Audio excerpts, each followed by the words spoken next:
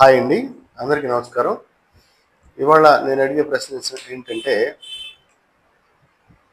America అధ్యక్షుడు Donald ట్రంప్కి Nobel శాంతి బహుమతి వస్తుందా రాదా? ఈ ప్రశ్నకి నేనేం సమాధానం చెప్తానంటే, ఎట్టి పరిస్థితుల్లో రాదు, మరియు రాకూడదని కూడా కోరుకుంటాను. ఎందుకు అంటే ఈయన చెప్పుకొచ్చేది ఏంటంటే, ఇండియాకి పాకిస్తాన్కి జరిగిన యుద్ధంలో నేనే నేనే దీంట్లో సంధి కుదిర్చాను, నేను మాట్లాడడం వల్ల రాజీ పడ్డారు, నేను మాట్లాడటం వల్ల యుద్ధం ఆగిపోయింది అని చెప్పుకొచ్చారు. కానీ దీనికి మన పార్లమెంట్లో హోమ్ మినిస్టర్ గారు రాజ్నాథ్ సింగ్ గారు క్లియర్గా చెప్పారు, అస్సలు అమెరికాకి డొనాల్డ్ ట్రంప్కి ఈ యుద్ధం ఆగటంలో ఎటువంటి సంబంధం లేదు. వాళ్ళు రిక్వెస్ట్ చేశారు, మేము ఆపాము, దట్స్ ఆల్. డొనాల్డ్ ట్రంప్కి ఎటువంటి సంబంధం లేదని క్లియర్గా చెప్పారు పార్లమెంట్ సాక్షిగా. కానీ ఈయన మాత్రం అడగకుండానే ప్రెస్ మీట్లు పెట్టేసి ఊదరగొడతా ఉంటాడు, నేనే ఆపాను, నేనే ఇదన్నట్టు.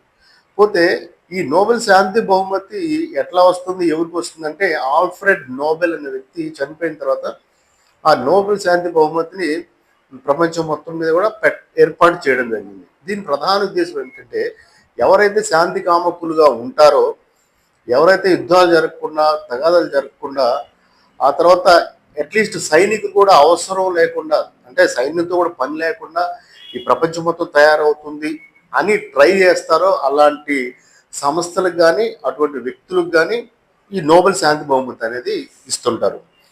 అయితే ఇక్కడ ఈయనకున్న ఒక కోణం చూడండి, ఏంటంటే మన దేశం మీద, మన దేశం బాగుంది, ఇప్పుడిప్పుడే అభివృద్ధి చెందుతుంది, అది సహించక, అది నచ్చక మొట్టమొదటి 25% సుంకాలు విధించాడు, ఆ తర్వాత దాన్ని 50% విధించాడు ఇలాంటి వ్యక్తి.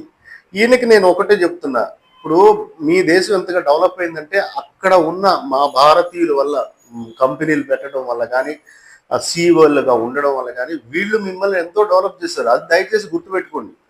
ఇవాళ అమెరికాలో ఉన్న భారతీయులు తలుచుకుంటే మీరు సీట్లోంచి దిగిపోతారు, అది గుర్తుపెట్టుకోవాలి. ఇకపోతే ఇలాంటి వ్యక్తికి నోబెల్ బహుమతి వస్తుందా? ఇకపోతే